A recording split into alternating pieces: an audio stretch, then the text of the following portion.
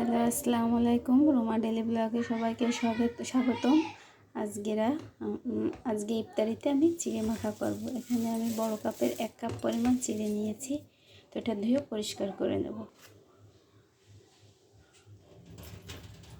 একবার ধুয়েছি আর একবার ধুয়ে পানি ফেলে নেব।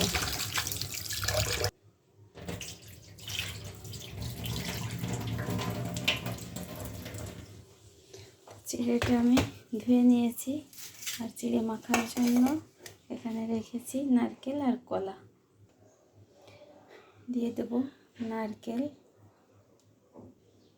আর এখানে দিয়ে দেব কেটে রাখা কলাটা আমি একটু কুচি কুচি করে নিয়েছি। আর দিয়ে দেব এখানে হচ্ছে লবণ। আপনারা স্বাদ মতো লবণ দেবেন এবং চিনি দিয়েও এটা মাখাতে পারেন। আমি চিনি দেব না, লবণটাই আমার কাছে লবণ দিয়ে মাখালে বেশি ভালো লাগে, তাই আমি একটু লবণ দিয়ে নিলাম। তো এবার এটা ভালোভাবে মিশিয়ে নেব।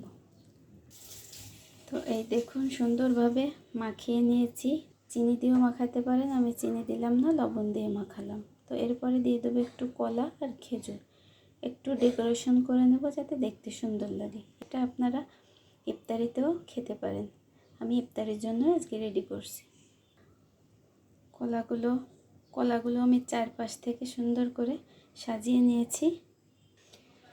তো আর দিয়ে দিলাম উপরে 2টি খেজুর আর কয়েকটা আনারের কোয়া। তো এটা হচ্ছে সৌন্দর্যের জন্য, দেখতে সুন্দর লাগবে।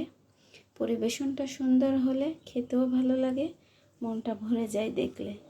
তো আমার চিড়ে মাখা এই পর্যন্তই। এভাবে চিড়ে মাখে ইফতারিতে খেতে পারবেন, খুব ভালো লাগবে। তো আপনারাও একবার ট্রাই করবেন। সবাই ভালো থাকবেন, সুস্থ থাকবেন। আল্লাহ হাফেজ।